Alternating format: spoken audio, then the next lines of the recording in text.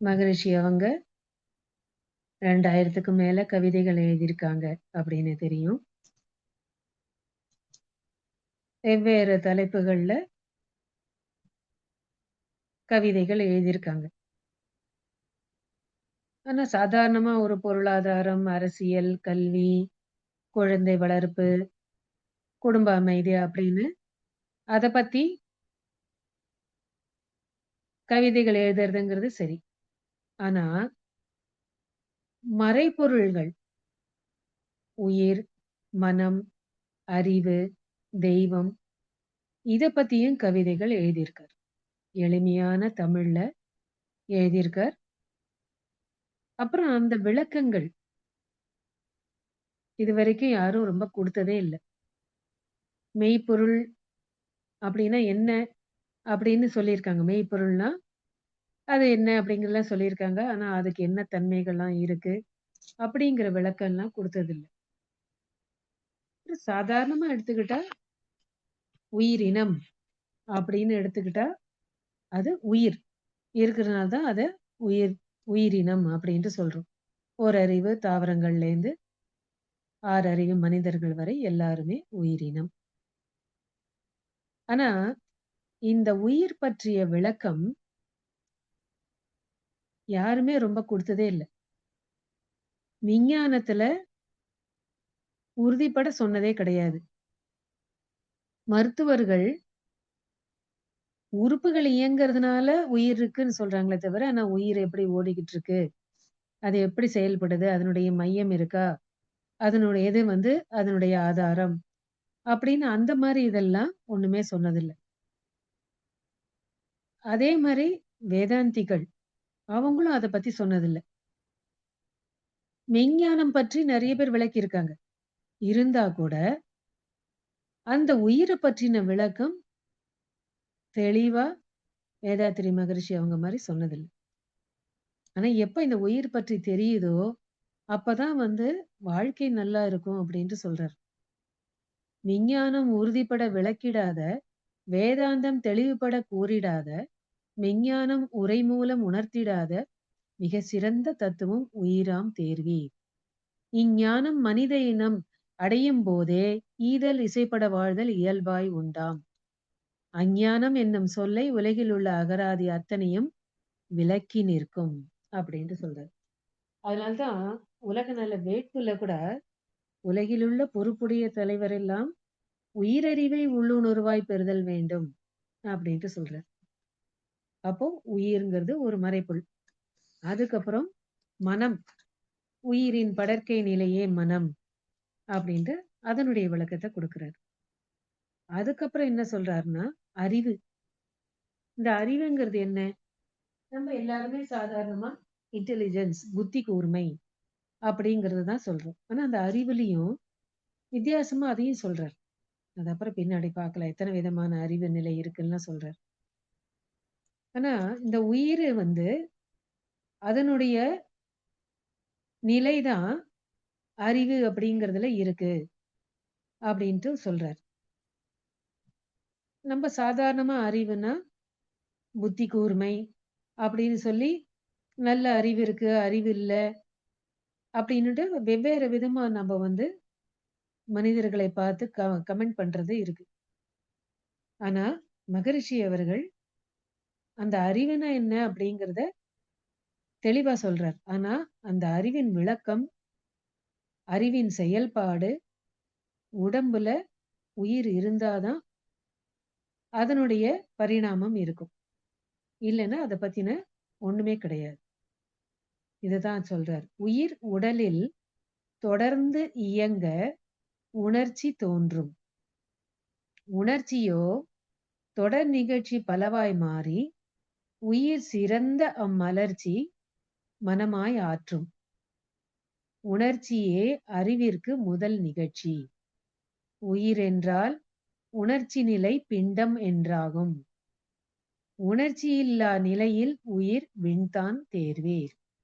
உயிர் உணர்ச்சி உள்ளொடுங்க தவம். பரத்தில் உணர்வு லயமாகி நின்றால் வீடு பேறு அப்படிங்கிற. அப்போ இந்த உயிர் அதுல வந்து அறிவுங்கிறது எப்படி செயல்படுது? அந்த அறிவின் தன்மாற்றம் எப்படி எப்படிலாம் இருக்கு? அப்படின்ட்டு சொல்றாரு. இப்ப உயிர். இந்த உயிர் வந்து அதனுடைய செயல்பாடுகள் தெரியும்னா, அதுக்கு ஒரு உடல் வேணும். அந்த உடல்ல உயிர் இயங்கிட்டு இருக்கு. ஆனா, உடல்ல உயிர் இயங்கும் பொழுது, முதல்ல வந்து செயல்பாடு வருது வந்து உணர்ச்சி தான். அந்த உணர்ச்சி என்னென்ன சொல்றார் மகரிஷி? 4 விதமான உணர்ச்சிகள் சொல்றார். துன்பம், இன்பம், அமைதி, பேரின்பம் அப்படின்னு 4 விதமான உணர்ச்சிகள் அப்படிங்கிறார். அதுல முதல்ல வந்து துன்பம் தான். அதுக்கப்புறம் அந்த உணர்ச்சி தொடர் நிகழ்ச்சியாக பலவாய் மாறி, உயிர் சிறந்த அம்மலர்ச்சி மனமாய் ஆற்றும் அப்படிங்கிறார். அப்ப இந்த இன்பம், துன்பம், அமைதி, பேரின்பம் இந்த உணர்ச்சி நிலையில இந்த மனம்ங்கிறது அதனுடைய வெளிப்பாடா இருக்கு. இப்ப இன்பம், துன்பம் இந்த நிலையில தான் ஓரறிவிலேருந்து 5 அறிவு வரை செயல்பாட்டுல இருந்துட்டு இருக்கு. அப்புறம் ஒவ்வொன்னுத்துக்கும் ஓரறிவிலேருந்து ஒவ்வொன்னுத்துக்கும் அந்த மனதின் செயல்பாடு வெவ்வேறு விதமா இருக்கு. இப்ப இந்த ஜீவகாந்தம்ங்கிறது ஒரு உயிரினத்துல 6 வித தன்மாற்றம் அடைகிறது. அழுத்தம், ஒலி, சுவை, மனம். அதுக்கப்புறம் ஒவ்வொன்னுத்துலயும் உயிரினத்துல அந்த அறிவின் செயல்பாடு எப்படி இருக்கோ, அதுக்கேத்த மாரி அந்த மனது வழியா அது வெளிப்பாடு இருக்கு. இப்ப ஓரறிவுல அந்த அறிவு வந்து ஒரு செயல்பாடு தான். என்னது அது? தொடு உணர்வு தான். அதுல தான் வந்து எல்லா விதமான விளைவுகளும் தெரியும். அப்புறம் அதே மாரி ஒவ்வொன்னா அதிகமாயிட்டே இருக்கு. முதல்ல தொடு உணர்வு, அப்புறம் சுவை உணர்வு, அதுக்கப்புறம் 3வதுல வந்து ஒளி, இல்ல அ அழுத்தம், ஒலி, சுவை, மனம். அப்புறம் 5வதுல மனம். அதுக்கு முன்னாடி சுவை. அதுக்கு முன்னாடி ஒலி. இல்ல 4வது தான் ஒலி. 5வது மனம். 3வதுல ஒளி. அதனால தான் வந்து பூச்சி அதுக்கெல்லாம் வந்து ஒளி இது இருக்கு அப்டின்ட்டு சொல்றாங்க. அப்போ அழுத்தம், அதுக்கப்புறம் சுவை, அதுக்கப்புறம் ஒளி, அதுக்கப்புறம் ஒலி, அதுக்கப்புறம் மனம். சரியா சொல்றேனா? எனக்கே குழப்பத்துக்கு வந்துருச்சு. சரி. அப்ப இந்த மாதிரி வந்து, அப்புறம் 6வது அறிவுக்கு மனிதனுக்கு வரும்பொழுது, அங்க கருத்துருவம் அப்படின்னு சொல்றாங்க. அதுதான் அசம்ப்ஷன் அப்படின்ட்டு எல்லாவற்றையும் பகுத்து பார்க்கும் தன்மை, தொகுத்து பார்க்கும் தன்மை அந்த மாரி வருது. அப்போ இந்த அறிவின் செயல்பாடு முதல்ல உணர்ச்சி நிலையில இருக்கு. அதனுடைய வெளிப்பாடு மனம் தான் வெளிப்படுத்துது. என்ன மாரி அந்த மனம் செயல்பாட்டுக்கு இருக்கு அப்படிங்கிறதெல்லாம் நம்ம பார்க்கிறோம். இந்த ஜீவகாந்த தன்மாற்றம் அப்படி இருக்கு. அத மனம் தான் நமக்கு உணர்த்துது. இதே வந்து உணர்ச்சி நிலையில இல்லாம, இன்னும் கொஞ்சம் உயர்ந்த நிலைக்கு போகும்பொழுது, அங்க தான் அறிவுங்கிறது செயல்பாட்டுக்கு வருது.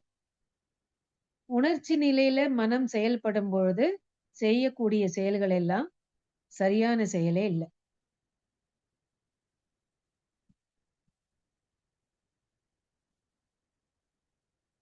ஆனா, அந்த உணர்ச்சி நிலை, அந்த மனம், அது வந்து அறிவு நிலைக்கு உயரும் பொழுது, அங்க செயல்பாடுகள், அதனுடைய விளைவுகள் எல்லாமே சரியானதா இருக்கு. இயற்கையோட ஒத்ததா இருக்கு. ஆனா, அறிவின் முதல் நிகழ்ச்சி உணர்ச்சி தான். அததான் ஒரு கவிதையில கூட சொல்றார். உணர்ச்சி, தேவை, முயற்சி, செயல், விளைவு, அனுபவம், ஆராய்ச்சி, தெளிவு, முடிவு அப்படின்னு சொல்றார். முதல் 7ம் திருப்பி அந்த உணர்ச்சி நிலையில தான் செயல்பட்டுக்கிட்டே இருக்கு. எப்போ ஆராய்ச்சி நிலைக்கு போறோமோ, அங்க தான் வந்து உணர்ச்சி நிலைங்கிறது போயி, உணர்வு நிலைக்கு வந்து மனம்ங்கிறது அறிவா செயல்பட ஆரம்பிக்குது. அதனால தான் உயிர் சிறந்த அம்மலர்ச்சி மனமாய் ஆற்றும் உணர்ச்சியே அறிவிற்கு முதல் நிகழ்ச்சி அப்படின்னு சொல்றார். அதுக்கப்புறம் என்ன சொல்றார்? உயிர் என்றால் உணர்ச்சி நிலை பிண்டம் என்றாம். அப்போ உணர்ச்சி இல்லா நிலையில் உயிர் விண்தான் தேர்வீர். அப்போ எப்போ வந்து அந்த உயிர்ங்கிறது இருக்கோ அத பிண்டம்ங்கிறோம். அங்க தான் வந்து உணர்ச்சி நிலை தான் ஆரம்பிக்குது. ஆனா உணர்ச்சி ஒரு உடல்ல உணர்ச்சி இல்லைன்னா, அந்த இடத்துல உயிர்ங்கிறது இல்ல. அதுதான் விண். அப்ப என்ன இருக்கு? அதெல்லாம் வந்து உயிரற்ற பொருட்கள். அங்க வந்து 5 வித தன்மாற்றங்கள் தான். அழுத்தம், ஒளி, ஒளி, சுவை, மணம் அவ்வளதான். எப்போ உயிர்ங்கிறது அங்க செயல்பாட்டுக்கு வந்துச்சோ, 5 பௌதீக பிரிவுகளும் ஒரு விகிதாச்சாரத்துல இருந்து, அப்போ அங்க ஒரு உயிரினம் தோன்றுகிறது அப்படின்ட்டு மகரிஷி சொல்றாங்க. அதுல முதல் அறிவு வந்து தாவரங்கள் தான். தொடு உணர்வு. அதுக்கப்புறம் புழுக்கள், சுவை உணர்வு. அப்புறம் பூச்சிகள், ஒளி. அதுக்கப்புறம் ஊர்வன. அதுக்கப்புறம் பறவைகள், விலங்கினங்கள். அப்போ இந்த மாதிரி செயல்பாட்டுக்கு வந்து மனிதனுடைய இடத்துல தான் அது உச்சத்துக்கு போகுது. ஆனா, நம்ம வந்த வழி எப்படி? சுத்த வெளியிலேந்து அது தன்மாற்றம் பெற்று, ஓரறிவு தாவரத்திலேந்து, அதுக்கப்புறம் விலங்கினமா வந்து, விலங்கினம் வரைக்கும் வந்து, அதுக்கப்புறம் மனிதனா வந்திருக்கும். அப்போ அந்த பதிவுகள் எல்லாம் எடுத்துட்டு வரதுனால, எப்படி அந்த பதிவுகள எடுத்துட்டு வரும்? அந்த உயிர்ன்னு வந்தபோதே அங்க கருமையம்னு ஒண்ணு உருவாயிடுச்சு. அதுலேருந்து எல்லா பதிவுகளையும் அப்படியே எடுத்துக்கிட்டே வரும். 5 அறிவு வரைக்கும் அத்தன பதிவுகளும் அந்த கருமையத்துல இருக்கு. அப்புறம் மனிதனா வரும்பொழுது, அங்க அந்த பதிவுகள் எல்லாம் செயல்பாட்டுக்கு வருது. அதனால தான் மனிதன் முதல்ல உணர்ச்சி நிலையில இருக்கான். விலங்கினம் மாதிரியே, மத்த உயிரினங்கள் மாரியே செயல்பட ஆரம்பிக்கிறோம். ஒரு குழந்தை அந்த மாரி வந்து செயல்பாட்டுக்கு வரும்போது பார்த்தோம்னா, எப்படி எப்படிலாம் வந்து ஒரு அறிவிலேருந்து செயல்பாடு இருந்துச்சோ, அப்படிதான் அது செய்ய ஆரம்பிக்குது, பிறந்த குழந்தை. முதல்ல மரம் மாரி, அந்த தாவரங்கள் மாரி நகராம இருக்கு. அப்புறம் நெளிய ஆரம்பிக்கிறது. அதுக்கப்புறம் பறக்கிற மாதிரி கை, காலெல்லாம் வந்து உதறி தட்டி எல்லாம் பண்ணுது. அதுக்கப்புறம் ஊர்ந்து போகுது.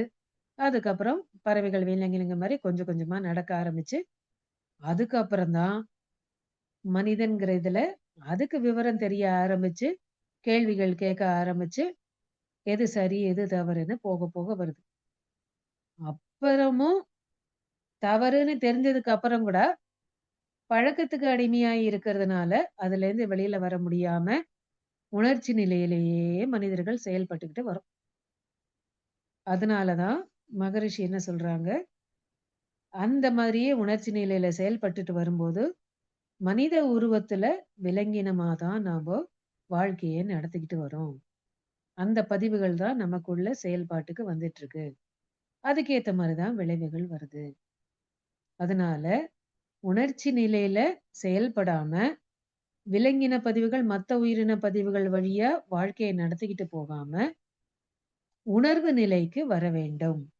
அப்பொழுதுதான் அந்த மனம்ங்கிறது அறிவு நிலைக்கு உயர்ந்து, அதனுடைய செயல்பாடுகள் நல்லா இருக்கும். அதனுடைய விளைவுகள் சரியா இருக்கும். இயற்கையோட ஒத்துப்போகும். அப்ப அறிவு நிலையில செயல்படும்பொழுது, அதனுடைய விளைவுகளும் அதுக்கு ஏத்த மாரி தான் இருக்கும். அப்படின்னு சொல்றாரு. அப்போ அந்த உணர்ச்சி நிலை, அது வந்து தாண்டி அதை ஒடுக்க நமக்கு தவம் வந்து சித்திக்கும். அப்ப உணர்ச்சி நிலையிலேருந்து உணர்வுபூர்வமா வளரணும்னா, நம்போ தவம் செய்யணும். அப்ப அதுக்கு என்ன பண்ணணும்? உள் ஒடுங்க தவம் அப்படிங்கிறார். இன்னர் டிராவல் பண்ணணும்.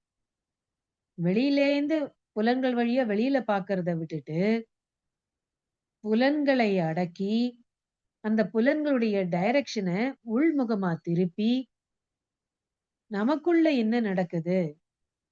அந்த உயிர் எப்படி செயல்படுது, மனம் எப்படி இயங்குது, அந்த மனதையே உயர்ந்த நிலைக்கு கொண்டு போகும்பொழுது, அது அறிவா எப்படி செயல்படுது அப்படின்னு இன்னர் டிராவல் வேணும். உள்முகமாக நாம நம்மளுடைய மனதை திருப்ப வேண்டும். புலன்கள் வழியா மனம் வெளியில போறத, புலன்களை ஒடுக்கி, மனதை உள்முகமாக திருப்பி, மனதின் மூலமான உயிர் மேல் மனதை ஒடுக்க, ஒடுக்க, ஒடுக்க, அந்த மனம் அமைதி நிலைக்கு வரும். அதுக்கப்புறம் அறிவு நிலைக்கு உயரும். அதனால தான் முதல்ல மகரிஷி ஆகினை தவம் குடுக்குறாங்க. ஆகினை தவம் குடுக்கும் பொழுது, நுண்மான் நுழைப்புலன் அறிவு, அதுக்கப்புறம் ஆக்கத்திறன், எல்லாரிடையும் ஒத்துப்போதல், கிரகிக்கும் தன்மை, அப்புறம் மனம் விரியும் தன்மை அப்படின்னு நெறைய பலன்கள் கிடைக்குது. அந்த ஆகினை தவத்திலேயே. ஆனா அந்த ஆகினை தவத்திலேயே ஆழ்ந்து போகிறதுங்கிறத விட்டுட்டு நம்ம வந்து இன்னும் என்ன இருக்கு, இன்னும் என்ன இருக்குன்னு போயிட்டே இருக்கோம். ஏன்னா ஆகினை தவத்திலேயே ஆழ்ந்து போனீங்கன்னா, என்ன விதமான பலன்கள் இருக்குன்னு மகரிஷி அவ்ளோ விளக்கத்த குடுக்குற புலன்கள் கட்டுக்கு கொண்டு போக முடியும். ஏன்னா இத்தன நாள் வந்து புலன்கள் மனத அடக்கின்றது. ஆனா மனம் புலன்களை அடக்கணும்னா ஆகினை தவம் தான் சரியானது. அதனால தான் இந்த காலத்துல அவ்ளோ டிஸ்ட்ராக்ஷன்ஸ் இருக்கு நமக்கு. அதனால தான் இந்த காலத்துக்கு ஏத்த மாரி மகரிஷி சித்தர்கள் வழியிலேயே மூலாதாரத்திலிருந்து ஆகினைக்கு நம்மளுடைய உயிர் சக்திய கொண்டு போய் அங்க வைக்கிறார். அதுக்கப்புறம் புலன்களை ஒடுக்கி உணர்ச்சி நிலையிலேருந்து உணர்வு நிலைக்கு போவதற்கு நமக்கு அடுத்தது துரிய தவத்த குடுக்குறார். ஆனா அப்பவும் எத்தன கோடிக்கணக்கான வருஷங்களோட பதிவுகள்லாம் இருக்கே சஞ்சித கர்ம மூட்டை எடுத்துட்டு வந்திருக்கோம். இது போராது. அதனால இன்னும் உடம்பை தாண்டி அந்த உயிரை படர விட்டு பரத்தோடு ஒன்றுவதற்கு நமக்கு துரியாதீத தவத்த குடுக்குறார். அதுதான் பரத்தில் உணர்வு லயமாகி நின்றால் வீடு பேறு அப்படின்ட்டு சொல்றார். அப்போ ஆகினை துரியம் செய்யும் பொழுது பீட்டா அலையிலேருந்து ஆல்பா அலைக்கு வரும். அப்புறம் துரியத்துல ஆல்பா அலையில ஸ்டெபிலைஸ் ஆகுது. இருந்தாலும் அகத்தாய்வு செய்யலைன்னா அங்கேயும் ஸ்டெபிலிட்டி வராது. மறுபடியும் பீட்டா அலைக்கு தான் மனம் போயிட்டே இருக்கும். அதனாலதான் அகத்தவம் அதோட அகத்தாய்வும் முக்கியம் அப்படின்ட்டு துரிய தவம் எடுத்துட்டதுக்கு அப்புறம் அகத்தாய்வு பயிற்சிகளை கொடுக்குறேன். அப்ப எந்த அளவுக்கு அகத்தாய்வு செய்யறோமோ அந்த அளவுக்கு தான் பீட்டா அலையில இருந்து ஆல்பா அலைக்கு ஸ்டெடியா இருக்க முடியும். 13 சைக்கிள்ல இருந்து 8 சைக்கிள். அதுக்கப்புறம் இன்னும் மனதை விரித்து அந்த பரவெளியோட ஒன்றுவதற்கு முன்னாடி அதுவே தன்மாற்றம் பெற்றிருக்கிற பிரபஞ்சத்தோட நம்ம இணைத்துக் கொள்வதற்கு நமக்கு வழியை காமிக்கிறார். துவாதசாங்கம், அப்புறம் சந்திரன், சூரியனை மையமா வைத்து விரிந்து கொண்டே போக வேண்டும் அப்படின்னு இந்த பிரபஞ்சத்துல அங்க ஒன்றும் பொழுது இன்னும் மன அலைச்சல் குறையுது. அதுக்கப்புறம் அதையே பிரபஞ்சம் எந்த அளவுக்கு விரிகிறோமோ அந்த அளவுக்கு சுத்த வெளிதான் அதை தாங்கிட்டு இருக்கு. அப்புறம் சுத்த வெளியோட ஒன்றக்கூடிய தன்மையை நமக்கு கொடுக்குற. ஆனா இதெல்லாம் பிடிபடணும்னா எந்த அளவுக்கு அகத்தாய்வு செய்யறோமோ அந்த அளவுக்கு தான் இந்த பரத்துல லயமாகும். நித்தம் நித்தம் உயிர் உடலில் இயங்க மட்டும் உறைந்து அந்நிலையில் பழகிக்கொள்ள உலக இன்பங்களிலே அளவு கிட்டும் கரை நீங்கி அறிவு மெய்ப்பொருளாய் மாறும் கரைந்து போம் தன்முனைப்பு காணும் தெய்வம் அப்படிங்கிறார். அப்போ உணர்வு லயமாகி நின்றால் வீடு பேரு பரத்தோட அப்படிங்கிறார். அப்ப எந்த அளவுக்கு நாம உணர்ச்சி நிலையில இருக்குமோ அங்க மனமாதான் உயிர் செயல்பட்டுட்டு இருக்கு. எப்போ உணர்ச்சி நிலையிலேருந்து உணர்வு நிலைக்கு போறோமோ அப்பதான் அந்த உயிர்ங்கிறது அறிவா செயல்படும் அப்படிங்கிற. அதனாலதான் அறிவுங்கிறது என்ன ஒண்ணு சொல்றாருன்னா அது இயக்க ஒழுங்கு அப்படின்ட்டு சொல்றார் மகரிஷி. உயிர் என்றால் இயக்கமாம், உண்மையெனில் இருப்பாம். உணர்ந்திடுவோம். அவ்வியக்க ஒழுங்காற்றல் அறிவாய். அப்ப அறிவுங்கிறது என்ன? இயக்க ஒழுங்கு தான். அத ஓரறிவு தாவரத்திலயா இருக்கட்டும், இல்ல சிங்கத்திலயா இருக்கட்டும், இல்ல புலியிலயா இருக்கட்டும், இல்ல மனிதர்களா இருக்கட்டும். ஒவ்வொரு செல்லுலயும் அந்த அறிவு மையத்துல இருக்கு. அது இயங்கிட்டு இருக்கு. அதுதான் இயக்க ஒழுங்கு. அப்போ எதுவுமே நம்ப செய்யல. நமக்குள்ள அந்த அறிவு இயங்கிட்டு இருக்கிறதுனால, அந்த அறிவு தான் இயக்க ஒழுங்குங்கிறதுனால எல்லாம் இறைநிலை தான் எல்லாவற்றையும் இயக்கிக் கொண்டிருக்கிறது ஒழுங்காக. அவ்வியக்க ஒழுங்காற்றல் அறிவாய், உயிரில் எழும் அலை இருப்போடு ஒன்று கலந்திட்டால் ஓங்குவதே பேரியக்க கள காந்தமாகும். உயிர் துகளே மைய ஈர்ப்பால் ஒன்று கூட உருவம், ஒலி, ஒளியும், சுவை, மணமும், மனமும் ஆனதென்ற உயிர் விளக்கம் மெய் விளக்கம். இத புரிஞ்சுகிட்டாலே மெய் விளக்கம். உண்மையான விளக்கம் இதுதான். உணர்வு நிலை அறிவு. உணர்ந்தாலே உடல் நலமும், வாழ்வு நலமும் கிட்டும். அப்படின்ட்டு சொல்றாரு. அப்போ எந்த அளவுக்கு இந்த உயிரை அறிவு நிலைக்கு உயர்த்திக்கிட்டு போறோமோ, அந்த அளவுக்கு பரத்தோட ஒன்ற முடியும். அதுதான் வீடு பேறு அப்படின்ட்டு சொல்றாரு. ஆனா உயிரோட செயல்பாடு முதல்ல என்ன?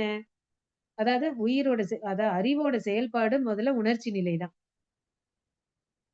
ஏன்னா பதிவுகள் எல்லாம் எடுத்துட்டு வந்திருக்கோம். வழி வழியா அறிவிலேருந்து எடுத்துட்டு வந்திருக்கோம். அப்ப முதல்ல அறிவின் செயல்பாடு உணர்ச்சி நிலைதான். ஆனா அது வழியே போயிட்டே இருந்தா, அதுதான் கன்டின்யூ ஆயிட்டு இருக்கும். ஆனா அந்த உணர்ச்சி நிலைங்கிறதுலேருந்து உணர்வு நிலைக்கு வருவதற்கு தான் மனிதர்களுக்கு நமக்கு ஒரு குரு தேவையா இருக்கு. அந்த மாரி வேதாத்திரி மகரிஷி நமக்கு குருவா கிடைச்சு, அதுக்கப்புறம் இந்த பயிற்சிகள் எல்லாம் நமக்கு குடுத்திருக்காரு. உணர்ச்சி நிலையிலேருந்து உணர்வு நிலைக்கு போவதற்கு. எப்போ உணர்வு நிலைக்கு எந்த அளவுக்கு போயிட்டே இருக்கோமோ மேல, மேல, மேல அந்த மனம்ங்கிறது அறிவா செயல்பட ஆரம்பிக்கும். அப்ப அந்த அறிவா செயல்பட்டுச்சுன்னா, ஏன்னா உணர்ச்சி நிலையில இருக்கும்பொழுது, நம்மளுடைய குணங்களும் எப்படி இருக்கும்னு குடுக்குறார் மகரிஷி ஒரு கவிதையில. உயிர் தனது மெய் உணர சத்துவமாம். சத்துவ குணத்துல இருப்போம். உயிர் விரைவின் பயன் துய்க்க ரஜோகுணமாம். உயிர் பரவி கெடும் தீமை தமோ குணமாம். உயிர் தனது முக்குணத்தை உணர ஞானம். அப்படின்ட்டு குடுக்குறார். அப்போ எந்த அளவுக்கு நம்மளுடைய மனம் அறிவா செயல்படுதோ, அப்பதான் தாமச குணத்த தாண்டி, ரஜோ குணத்த தாண்டி சத்துவ குணத்துக்கு போகும். அந்த குணத்துக்கு போகும்பொழுது தான் எல்லாமே மாறணும். குணம் மாறுதுன்னா என்ன? நம்மளுடைய நடவடிக்கைகள், உடுத்தும் உடை, உணவு, இருப்பிடம், நாம் வாழும் முறை எல்லாமே மாறிக்கிட்டே வரும். அப்போ பயிற்சிகள் தான் நமக்கு இந்த மாரி வாழ்க்கை முறையை மாற்றுகிறது. ஒருத்தர் கேட்டாங்க இப்ப அகத்தாய்வுல. மகரிஷி வந்து வெஜிடேரியன் சாப்பிடணுங்கிறாரா? நான் வெஜிடேரியன் சாப்பிடலாங்கிறாரா? என்ன சொல்றாரு? எதையுமே அவர் ஒரு கண்டிஷனே போடல. ஏன்னா இந்த பயிற்சிகள் அவ்ளோ சிறந்தது. உடற்பயிற்சி, காயகல்ப பயிற்சி, தவங்கள், தற்சோதனை பயிற்சிகள் எல்லாம். அப்புறம் அகத்தாய்வுல விளக்கங்கள் குடுத்திருக்கிறது, புத்தகங்கள்ல விளக்கங்கள் குடுத்திருக்கிறது எல்லாமே, நம்பளா இப்படி போகணும்னு இல்ல. இந்த பயிற்சிகளை செய்ய, செய்ய, செய்ய நம்பளுக்குள்ளேயே மாற்றங்கள் வருது. உணவு முறையில மாற்றம் வருது, உடுக்கும் முறையில மாற்றம் வருது, வாழும் முறையில மாற்றம் வருது. அதனால தான் பப்ளிசிட்டி வேணும்னா ஒரு நடிகர வச்சோ, நடிகைய வச்சோ பப்ளிசிட்டி குடுக்க வேண்டாம். ஒரு அரசியல்வாதிய வச்சோ பப்ளிசிட்டி குடுக்க வேண்டாம். நம்ப பயிற்சிகள் எடுத்துண்டவங்க ஒவ்வொருத்தரும், மனவளக்கலை ஆசிரியர்கள் ஒவ்வொருத்தரும் இந்த பயிற்சிகளை செய்து நம்ப உதாரணமா இருக்கும் பொழுது, அதுவே செயல்பாட்டுக்கு வரும், வெளிப்பாடா இருக்கும். அப்படின்னு மகரிஷி சொல்றார். அப்போ என்ன மாரி ஒரு விளக்கம் குடுத்திருக்காரு பாருங்க. அப்போ இந்த உயிர், அதுல அறிவு, அந்த அறிவின் முதல் நிகழ்ச்சி அது வந்து உணர்ச்சி நிலை தான். ஆனா அந்த உணர்ச்சி நிலையிலேருந்து உணர்வு நிலைக்கு போக, போக அந்த மனம்ங்கிறது அறிவா உயர ஆரம்பிக்கிறது.